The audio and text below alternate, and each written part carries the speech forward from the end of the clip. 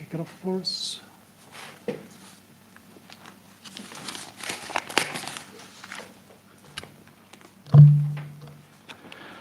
Good evening, everybody, and welcome to the Broadland Cabinet meeting. Just to remind you that it is being live streamed, so it will be on YouTube. But it's good to see you all in person, all looking well. Okay, so we move on with the agenda. First item on the agenda is to receive declarations of interest. Is there any declarations from anybody? No? Okay, thank you for that. Apologies for absence. I believe we're all here, so no apologies. Thank you for that. We then have the minutes of the meeting on the 31st of August.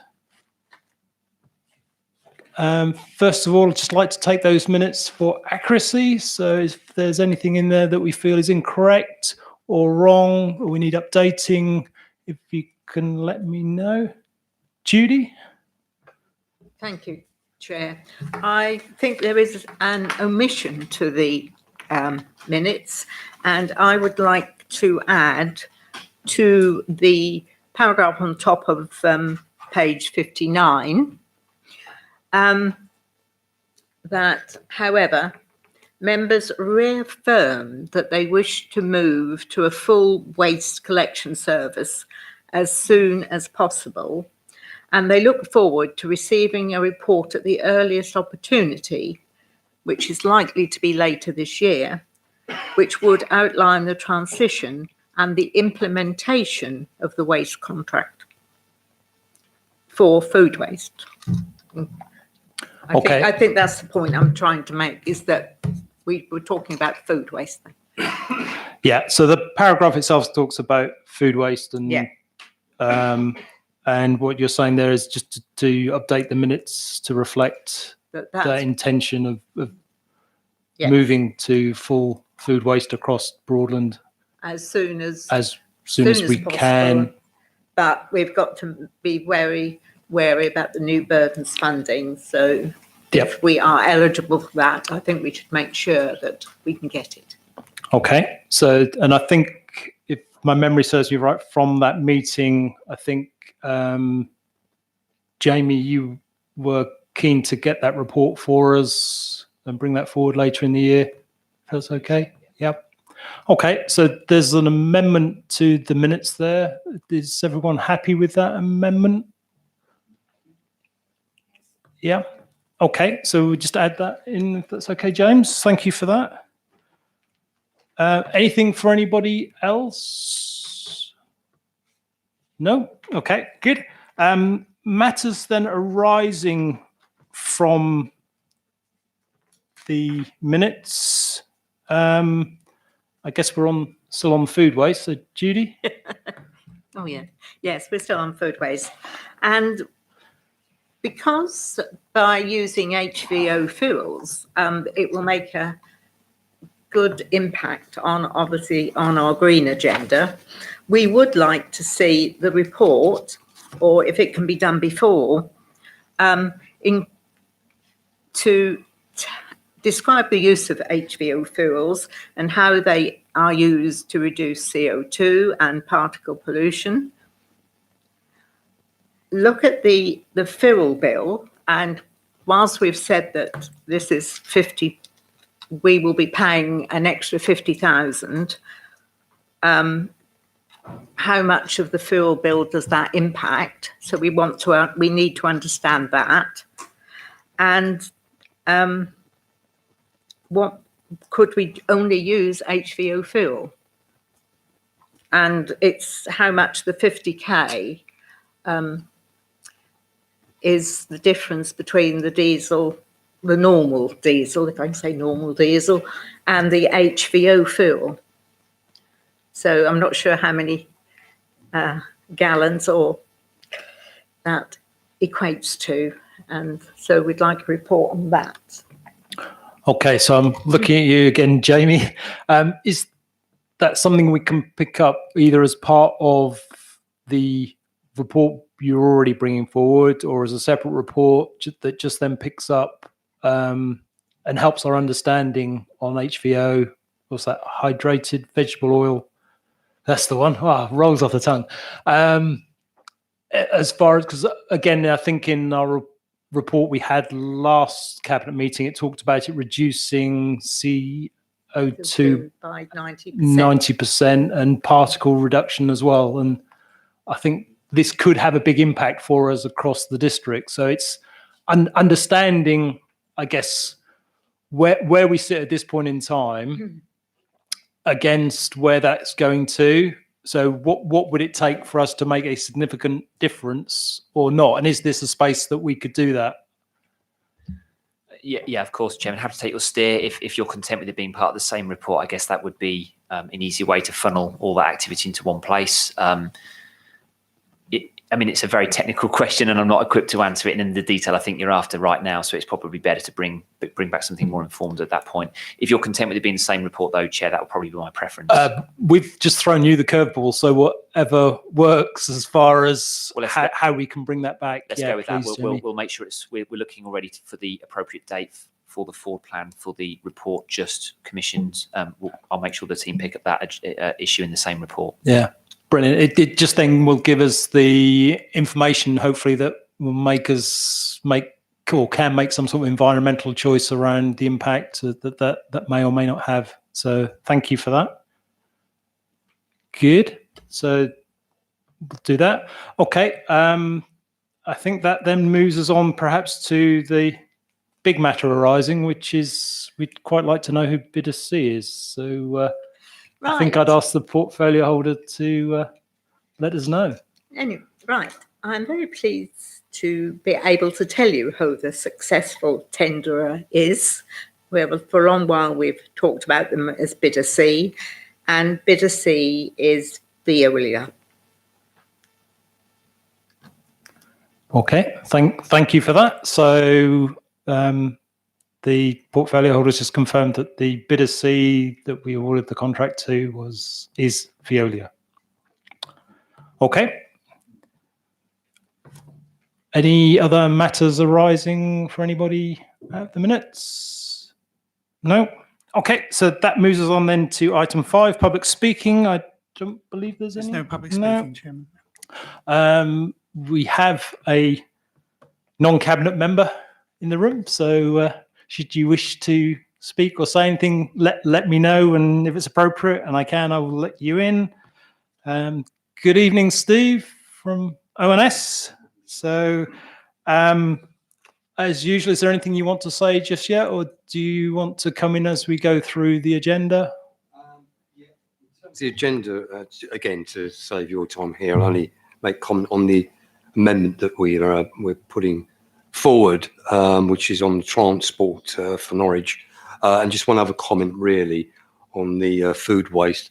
We did go we did go into ONS into an exempt period because we came off of a matter arising from the exempt minutes, and just to say really the discussion that occurred there truly very much reflected what was happening on that day as well.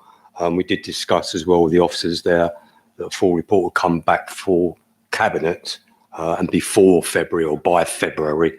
So that's very much in line with what Judy's presented today in terms of her amendment as well. So it's an exempt matter, so we can't talk about it, but I thought I would just mention that because it is in their minute. And then when we come on to the transport, there is an amendment recommendation there from ONS, which I'll come into then, Chair, if that's okay with you. Okay, thank you for that, Steve. Okay, so that moves us on then to item 8, which is the COVID recovery plan.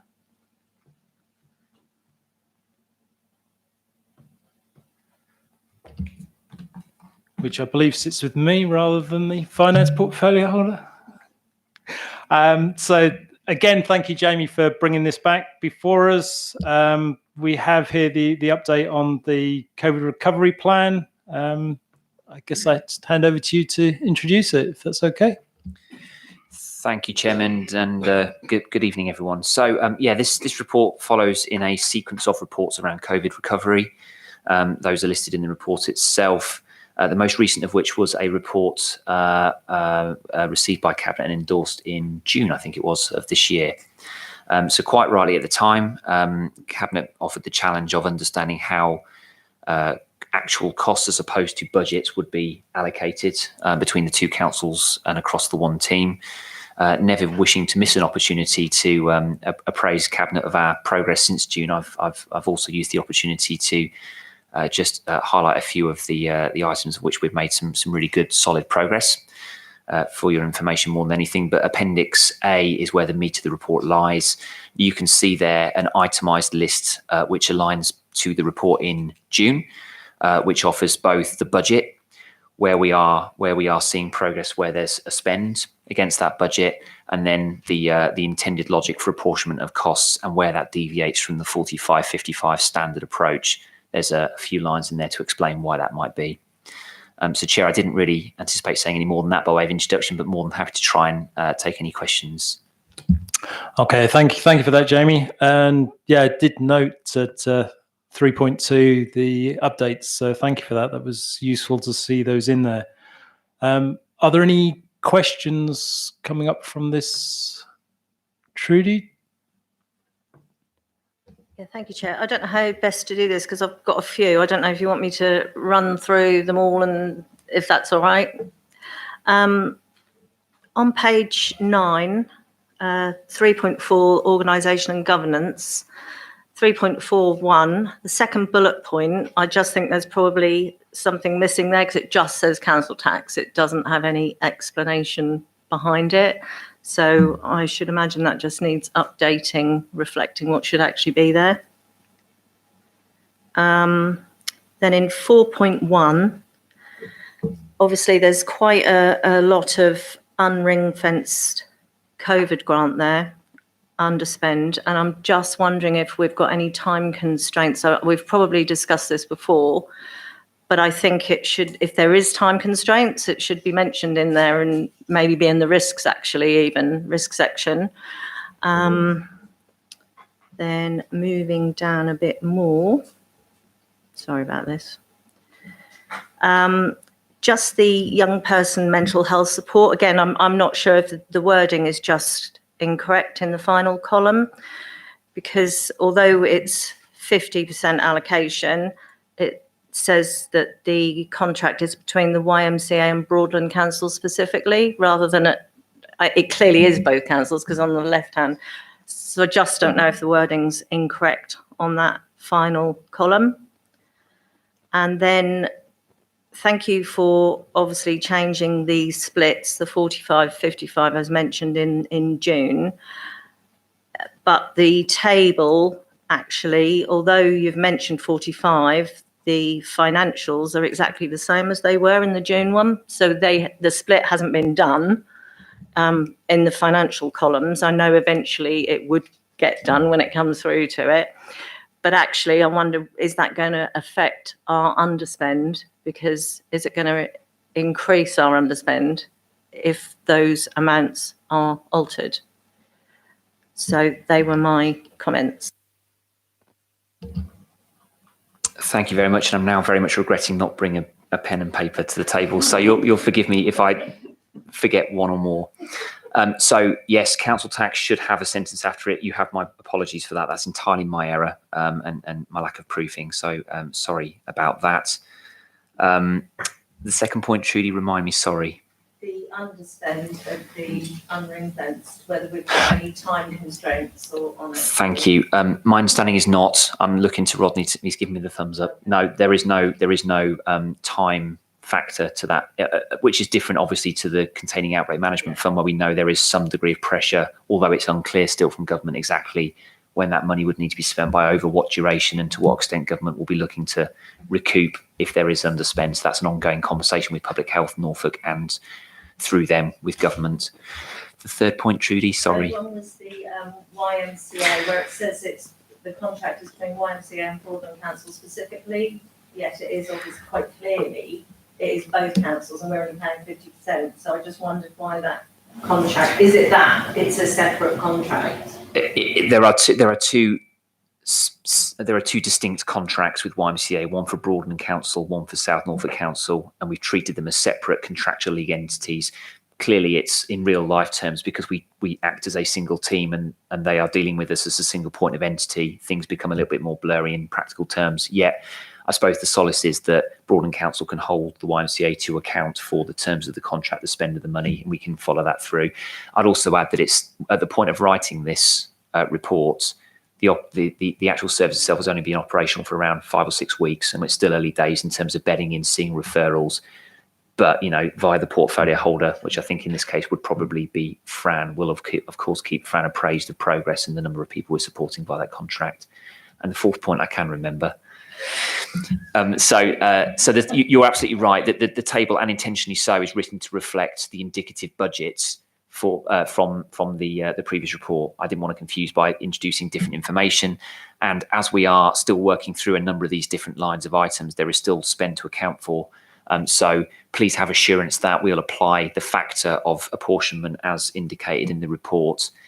But the column down the left is an indicative budget rather than actual spend, and remains as such in the previous report. I'd also add that, and I think we're finding this in a number of fronts, whilst we set out an agenda which I think is quite ambitious, it's still cognizant of the environment around us being quite fluid, and knowing at the time, and I think the discretion afforded by Cabinet was for there to be some wiggle room at the discretion of both the officer but also the portfolio holder to divert spend where it felt necessary to do so within the context of the report. And I still think that's true. As we're working through some items, you'll understand there are some recruitment processes have happened quickly, and we found candidates very speedily, others not so, when we're looking at other options. So it'll be a while until we're kind of in a place where the spend reported is caught up with what's happening on the ground.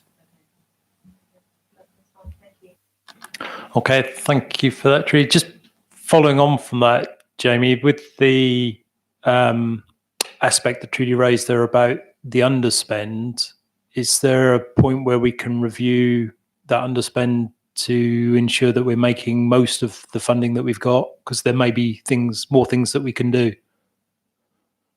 Of course, Chair, and happy to take your steer if you want to receive a further update, either formally or informally. Okay. Yeah. I guess picks up that we just need to understand one, the value, and two, what we could possibly do with it. Where does our ambition finish as far as how can we make it better for the residents of Broadland as such? If you'll allow me, Chair, I'll perhaps work with the Section 151 to see what the appropriate kind of reporting structure is to append that discussion to, rather than bring something in bespoke. But of course, happy to, like I say, take your steer if you see it working in a different way. No, that sounds fine. It's just more we wanted to ensure that the funding that we've got, we can make best use of, whether it be things, we brought into connectors. Is there an opportunity to bring in more? Is there a better reach with some of the other things, as we seem to have still some unallocated funds at this point in time? So it's making sure we make the best use of that, that's all. So, okay, thank you. Any other, Judy? Just a small question. I'm just curious as to what the analytical support will be doing. What will they be analysing? Thank you.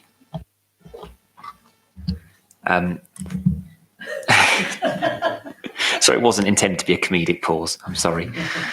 I mean, we've expended a lot of analytical capacity, if you like, already throughout the COVID period, because as things have as a system, we found our feet in dealing with the pandemic, the data has become more and more available, and we've been trying to, and have successfully used, data largely produced by public health to best consider how we then orientate our resource. So what I mean probably more simply is, where do we send our COVID support advisors, and to have the greatest and best effects for the multiple purposes we have them on our books, be that contact tracing or dealing with specific outbreaks in specific locations or at specific employers, or indeed supporting the vaccination programme.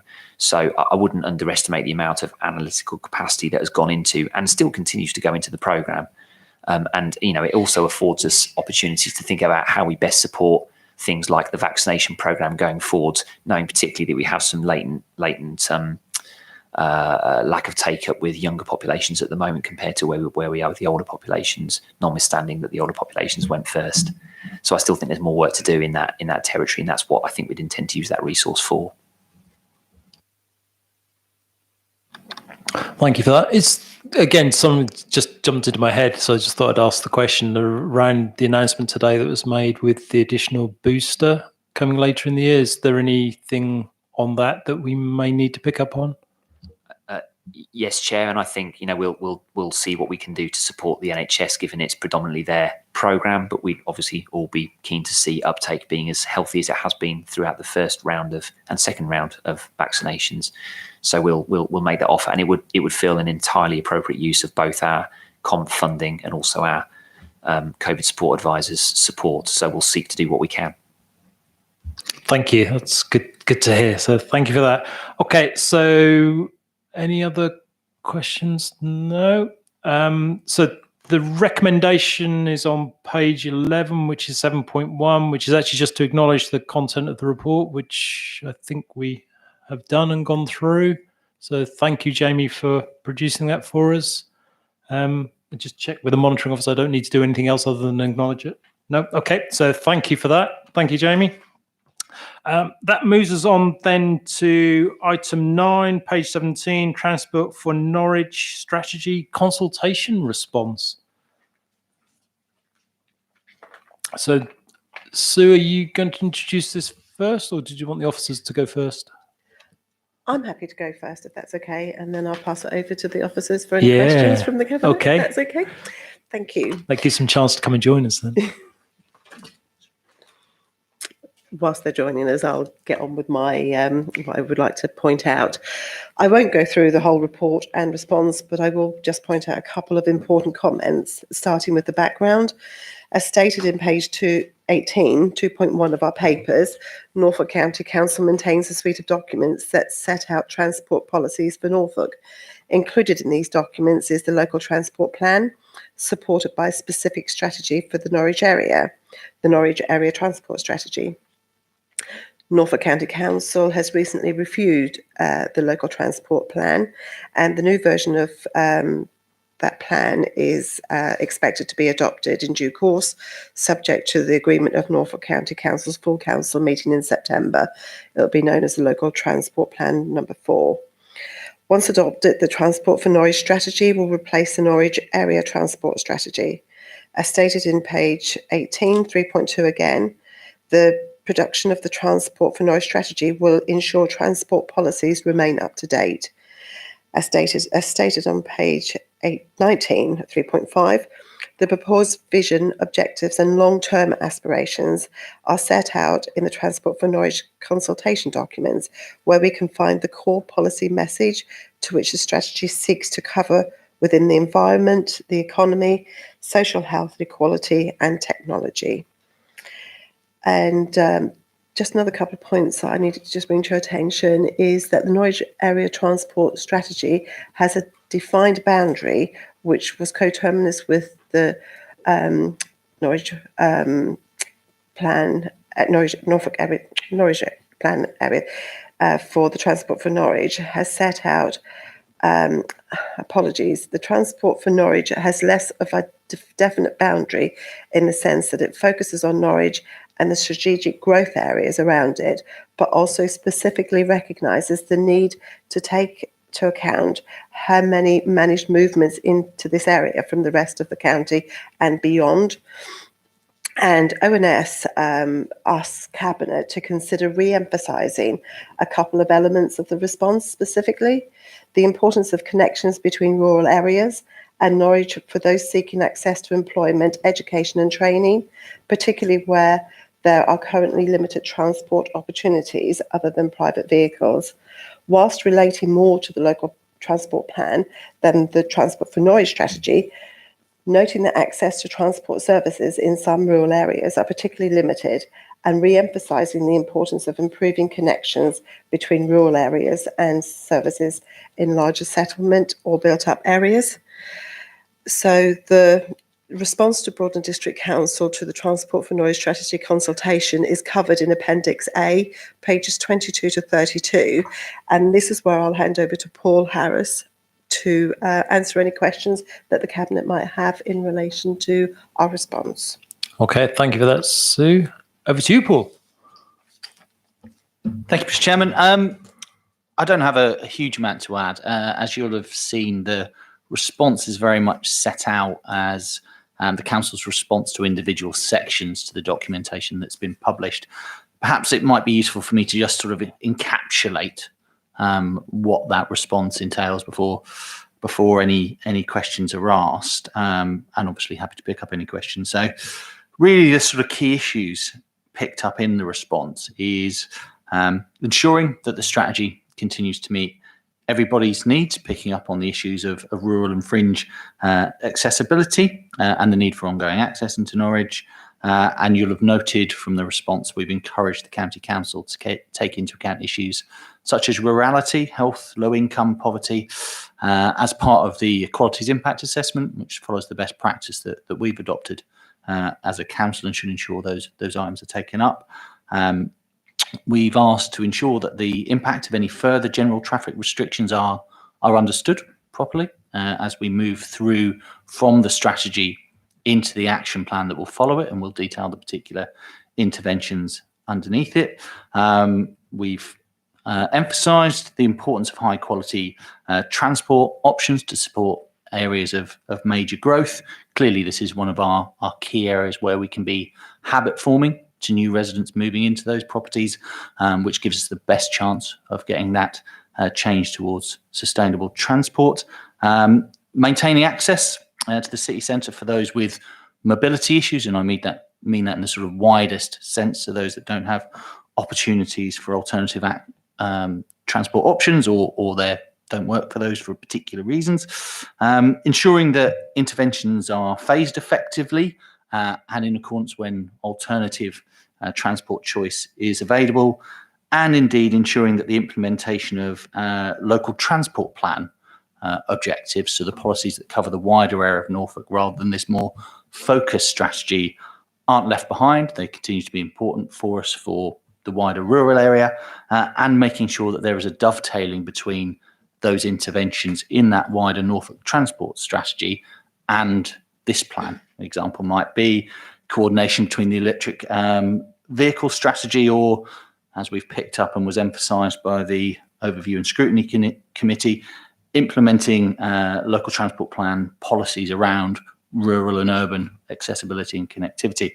So that's a sort of key thrust of what's in the response, rather than going through it in detail. But otherwise, I have nothing to add to the portfolio holder's introduction, but I'm happy to answer questions. Okay, thank you for that, Paul. Any questions for anybody on this one? I'd just like to, I'll throw in a couple of things just so you don't get away too easily. Just really pick up on the vision and the objectives linked to that. They seem to be, as ever, when you talk about environment, social economy, some of them in conflict with each other. And I think there's an element there of pie in the sky, probably, around the reducing the demand for travel. Seems a bit of a bizarre one to put in there. We're in a region that has social mobility issues, and therefore to try and reduce the demand for travel seems a bit strange, although I do recognise that some of that could be done through alternative ways of working, which as a council we're looking at ourselves. So yeah, there could be elements in there. I think we touched on earlier tonight when we talked about the waste contract and some of the things coming forward. There was an element there about cleaner fuels and particles. So things like that would be something that maybe we should make more of. For me, I think that one of the questions I'd like to know is what happens next. So we have this consultation, but it's a strategy without an action plan at this point in time. So I don't know effectively what that means. Is there a next stage to this, or perhaps you could explain that one for me? Yeah, absolutely. Thank you for that, Mr. Chairman. Learning the lessons of the Director for People and Communities, I did bring a pencil and a piece of paper so I can remember them. Well, I'm assuming that was his pen and paper that he couldn't No. find. So in terms of reducing the demand for travel, it's worth noting that an awful lot of the background information saying how we move on this journey, if you pardon the pun, between now and the transition to zero carbon. Whilst alternative fuels, electric vehicles, will get us some of the way there, actually the indication is it won't get us all the way there. So it's reducing that demand for impactful travel, I suppose. And when we look at the, I suppose, geographical area of this strategy focused on the urban area, the major key strategic areas of growth where we're looking to improve high quality, sustainable travel options, that's where you can reduce that demand. You can get better relationship between homes, jobs, and better options for people to move around. So I think that's what it's trying to encapsulate, and recognizing that actually just a transition to alternative fuels might not get us all the way there. And that's why it's in there. In terms of cleaner fuels, well, absolutely, an electric vehicle strategy and other changes are recognised within the documentation, and the EV strategy in particular is identified as a key deliverable off the back of this, and that will be absolutely essential to, when we look at the whole of Norfolk, particularly those that have longer transport movements to make, that transition is going to be a key part of moving towards 2050 and zero carbon, and it's recognised both in the local transport plan and here as policies. Perhaps that takes us on to your next question of what happens next. You've correctly identified that this is quite a high level strategy at the moment. It's very much outcome rather than output focused. That reflects the timescale and speed with which this has been brought together. And there will be an action plan or implementation plan that sits underneath it. It is Norfolk County Council's intention that there will be an action plan that accompanies the final version of this strategy at the end of the year. Clearly, that doesn't form part of this consultation. We are, as officers, in ongoing discussions with the County Council around this strategy. I'm yet to see an example of the action plan as it's coming out, albeit that I suspect, given the nature of this strategy, that first action plan may include some practical scheme interventions, perhaps some of those that are identified under the existing Transforming Cities programme that people are aware of and obviously is agreed, but actually probably strands of further work to explore the types of interventions that we might need to put in place to move us along this path and journey and achieve those outcomes. So it will be, won't just be schemes, it will be pieces of work and investigation. Now, I can't talk for the County Council, but I would anticipate that there will be further consultation on the specific outcomes of those investigation strategies in due course, investigation studies in due course, and we'll be able to engage through that. And you'll have noted some of the comments that we've fed back in the response are seeking to make sure that the implementation of this strategy is properly embedded into those Greater Norwich structures.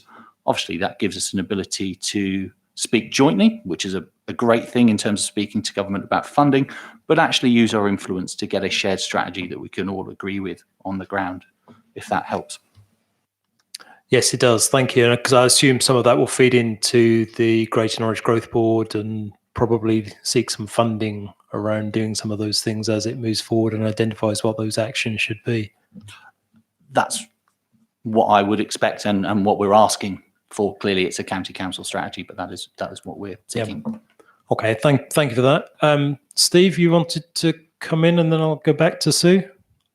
Thanks, Sean. Yeah, just on this issue, and Sue quite ably amplified the response from ONS as well, which is much appreciated. Yeah, the issue is, of course, I think all of us in rural locations, as you see on page 22, this is what was emphasised with ONS really, bottom page 22.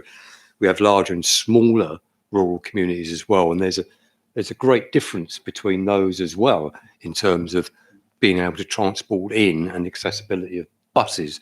And I'm sure we've all got experiences with this ONS where we know it's holding back, particularly young people when they want to move on to college I'm sure we've all got examples, and I have, where we had people who've not gone because they simply could not afford the bus fares, or the connectivity was not there, and their parents can't actually support it. And there are significant numbers, more than most people would know about. And I'm sure that Fran is well dialed into this particular issue. So to emphasise the report and support the report better in that way, so ONS also sort of flagged this up. And while we've got the recommendation there also to enhance it in that way, I think that's about it really, Sean. Okay, thank you for that, Steve. Sue, did you want Thank to you. Thank you, Chair. wrap it up for us? Yes, if I could just point out, the proposed action is to help shape the version of the Transport for Norwich strategy. It's proposed that Broadland District Council's Cabinet agrees the response to the Transport for Norwich strategy consultation, and a notification has been sent out to all members, which included the link to the consultation.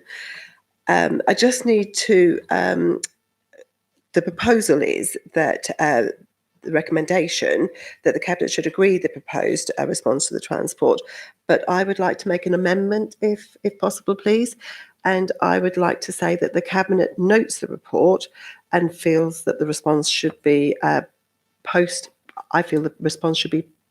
place shaping to allow additional members' input, with the final decision being delegated to myself and the leader, so that we can take this out to the wider member for their input.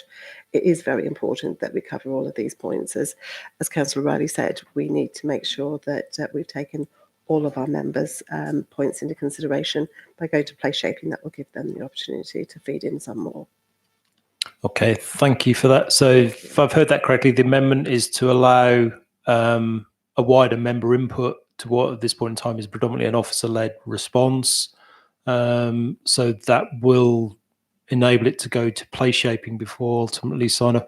Do we know when the next place shaping is? Does that fall within the consultation period, or is there a need to do a special one? No, it should work. If Cabinet delegates authority to the portfolio holder and the leader, we've got a programmed place shaping committee on the 4th of October. The consultation ends on the 8th. That should give us enough time to take into account any further amendments through that process, should there be any, and get our response in by the end of the consultation.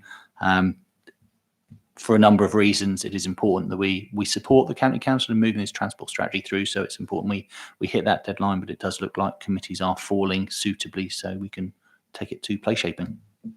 Okay, thank you for confirming that. So that's good. And that also enables then to pick up with what Steve was saying from ONS, the different elements there and the different members to feed into that. So I've got Trevor followed by Joe. So Trevor, do you want to go first? Chairman, could I offer an alternative wording that gets you to the same place? So would it be appropriate to say that subject to consultation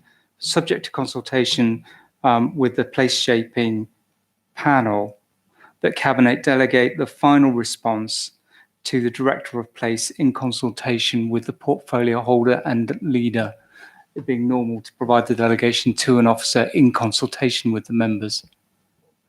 So it gets you to the same place, but I think is a more appropriate delegation. Thank you. Happy to take that, Chair. Is that okay? Yeah. Yes, So thank you. yeah, thank you for that, Thank Trevor. I think that gets us to a more formal phase of wording that means pretty much the same thing. So thank you for that. Thank you. Joe? Thank you. I just wanted to note that the 4th of October is during the party conference, Conservative Party conference. Are we able to send a written representation in, and who is best to do that to if we're unable to attend the place shaping, please? I would anticipate that sending it on to the chair of place shaping would probably be the most appropriate route.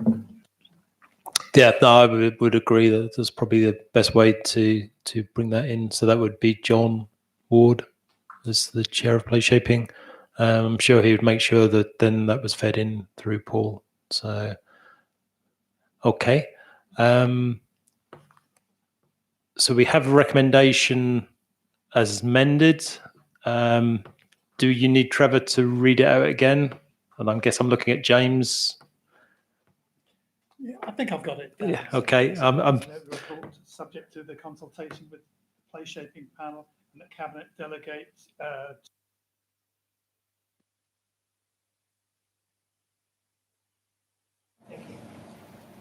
Yeah, Chairman, if it's useful, subject to consultation with the place shaping panel, cabinet delegate the final response to the delegator of place in consultation with the portfolio holder and leader. That's good, thank you. Yeah. Okay. So I'm sure you guys can make sure that that fits okay. So we have a recommendation that's now been amended. Can I have a seconder for that, please? Thank you, Fran. All those in favour? Thank you, James. Okay, so that moves us on then to item 10 at page 33. Which is the Norfolk Strategic Flood Alliance Strategy Consultation Response. So thank you for that, Paul. Nick is swiftly moving over, so over to you, Nick. Chair, thank you very much. And I have a paper and pen, so I'm following nicely along and taking notes as I go. Thank you very much. I could say your challenge tonight, should you wish to accept, is to learn shorthand. Absolutely. I'll do my best for you. I'll try verbal shorthand as well. I could say very little to this report other than this is being presented for your ratification as appropriate, but it may be helpful given the public interest just to note a couple of the points within the Norfolk Strategic Flood Alliance's strategy for your attention. So this report starts on page 33 of your agenda, and it's perhaps important to note the background, which is that after widespread flooding impacts in December 2020, the Norfolk Strategic Flood Alliance was formed early in 2021 with Lord Dannett as our eminent chair, and it reflects long-standing issues and uncertainties between agencies and in public about responsibilities and roles for flooding. So we're looking here to bring some sense to things. So the Norfolk Strategic Flood Alliance, on which Broadland District Council has eminent membership, offers a single point of focus and collaboration, and it seeks to gain some consensus where perhaps there hasn't been consensus in the past. On page 36 of your papers, you will see the strategy which has been presented for ratification. And then on page 39, there is an action plan containing a bit more detail. Perhaps it's worth saying that the strategy contains a vision, a set of objectives, guiding principles, and a proposed structure, including an inland coordination group and a coastal coordination group to distinguish between those two key things. The 9 tasks, I think, will provide a good degree of reassurance to residents and businesses affected by flooding. And very briefly, closer working between agencies, clarification of roles and responsibilities of those agencies and the public, crucially, the determination of mechanisms for funding for flood-related initiatives. So often when agencies are not working in quite concerted fashion, it's hard to maximise your leverage for funding for flooding improvements in localities. Task 4, improve the planning approach so that new development does not exacerbate flood risks. So, for example, removing the automatic right to connect in surface water drainage for new developments. Number 5, improve collective understanding of flood risk. Create a more sustainable approach to drainage. Number 7, the effective management of multi-agency responses. And this is all about improving consistency and maintaining and improving public confidence. Improving the oversight and managing delivery of riparian responsibilities. And we have talked about this before, but it's a very challenging area for the public to understand in particular. It's an area in which we don't have formal enforcement responsibilities, but people will look to us as the local authority to resolve problems of riparian ownership. And number 9, finally, to improve the understanding of the policy framework across all Norfolk Strategic Flood Alliance members. So there's 2 key points there, one of which is about dredging of rivers, and the second is about Anglian Water's infrastructure programme. And then just to close, a couple of minor points. There is a mention on page 52 of your papers about achievements to date. So a single county-wide flood telephone number has been set up, which operates 24/7 to offer flooding advice and support to residents and businesses. A flyer has been distributed, although in places there are reports that it hasn't reached 100% saturation with residents, and we might want to do something to promote that further so that every resident has seen it. And finally, to develop a prioritised list, known as the Tranche 1 list, of the first 16 sites on which it has been commonly agreed between agencies we have the most complex, serious or challenging flood-related problems. Important to note that Broadland District Council has a site in Bayton, which appears on that list of 16. I'll just conclude by saying that the membership list of the Norfolk Strategic Flood Alliance is wide and long, and that sits on pages 53 to 4 of your agenda. And finally, we have put a couple of measures in place recently which should assist these endeavours. One of which is that we will have a focus on riparian ownership, where we can promote and simplify and clarify.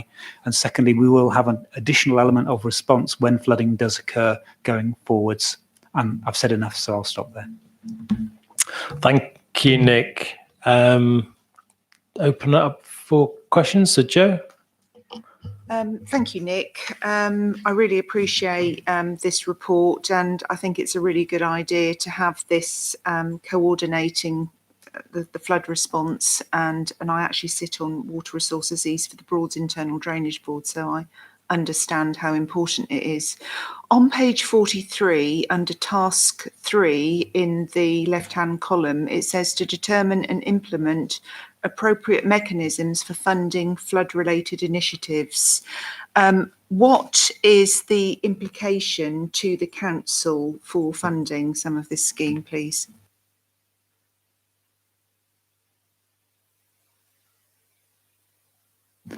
I'm on page 43. I'll ask you to take me back to the task. Yeah, so it's task number 3. Thank you. It's in the left-hand column next to 10 and 11, and it says to determine and implement appropriate mechanisms for funding flood-related initiatives. And I just wondered how that relates to our council. What is the financial implications and funding implications for us, Broadland District Council? At this point, I'm likely to run out of the command of the detail, and it may be that Trevor has more. I think we can turn for Trevor on this one. Chairman, if I can our assist, expert on the matter. So that is broken down into 2 parts. The first part is about resilience and response, and that's largely discharged collaboratively through the Norfolk Resilience Group. So that is already a funded process which we're contributors to, and so that part should stand alone and have limited, if any. There's the vexed conversation about how you help residents prepare for any flooding, and some of that has in the past, Broadland or indeed other authorities have had schemes to suit that. But any scheme that was considered would come back to Cabinet for approval for any spend that was required in addition to current budgets. The broader issue in 3.2 is around all of the agencies, which the drainage boards are a key part of that as well, looking at their current expenditure, their current capital programs, and making sure that we are working to get the best value collectively out of the various areas who have responsibility and budget for water management. And where and if there are significant shortfalls, that we make suitable representation to government to say, actually, there's a shortfall here because of X, Y, or Z. So the second part should not have significant impact on the council's budget, because that's really us getting our position right across Norfolk to make best use of spend, working with other agencies, and if necessary, under the stewardship of the chair of the NSFA, making representation to government. Thank you for that, Trevor. So if I've understood that correctly, that means that there's no funding pressure on us through agreeing the ratification of the strategy, other than what we currently commit through our other activities at this point in time. Chairman, that's entirely correct. The NSFA have gone to each of the local authorities and sought ratification of this so that they know that they're working on a strategy that has political endorsement from the local authorities. If there were to be, so for example, I'm chairing the inland group, if there were to be a bright spark of an idea that had a revenue implication, that would of course go back to the constituent authorities for approval of the idea and the costs associated. Okay, thank you for that clarity. Just had a question on the strategy with the governance structures, because I sort of expected to see the lead local authority be in there, but I can't. Now, obviously, some of the problems we have at this point in time is because perhaps the lead local authority hasn't taken necessary steps where it needed to. Could just be the weather. But I don't see them on that structure chart in any way, shape or form, which is a bit surprising. Is there a reason for that? Chair, I can't inform the detail of that. I can say that you won't see too many mentions of the lead local flood authority specifically. I think they're woven through the document and the membership rather than explicitly referenced. It may be that Trevor can help you further. Chairman, if I can, Nick's absolutely right. The NSFA Strategic Coordinating Group and indeed the commissioners of the NSFA are the lead flood agency. They are the county council. Okay, so I could effectively replace one with the other. Yep, no, thank you. It just seemed surprising that I didn't recognise them and I expected them to be, as the word says, lead on that. So thank you for that. Any other questions coming forward? No? Oh, sorry, Judy? Yes, I just want to ask about publicity, because I can't recall seeing, not that I'm in a flood risk area, but I thought the report said that information had gone to every householder in Norfolk. So I don't recall seeing it. It doesn't mean to say it didn't arrive. So where else is it being, how is it being publicised to Broadland? So you're, Judy, you're not the first person to say that.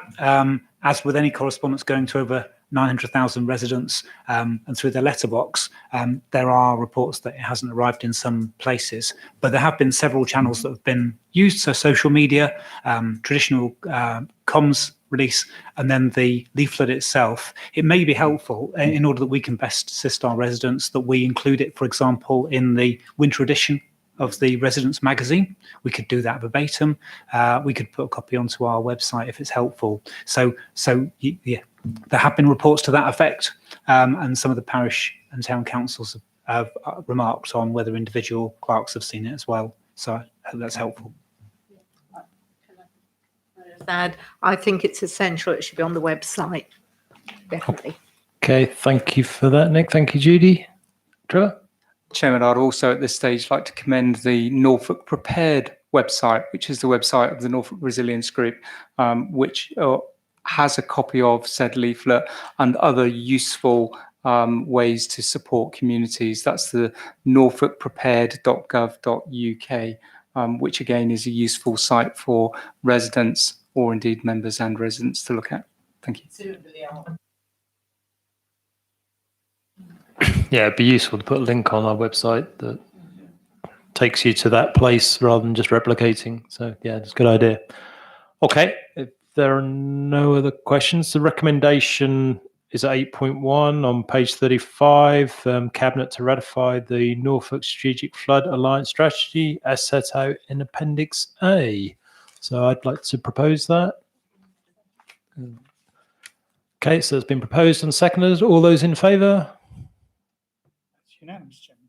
Thank you, James. Okay, so that covers that item and brings us to the end of tonight's agenda. So thank you, everybody, for attending and participating, and have a safe journey home. Take care.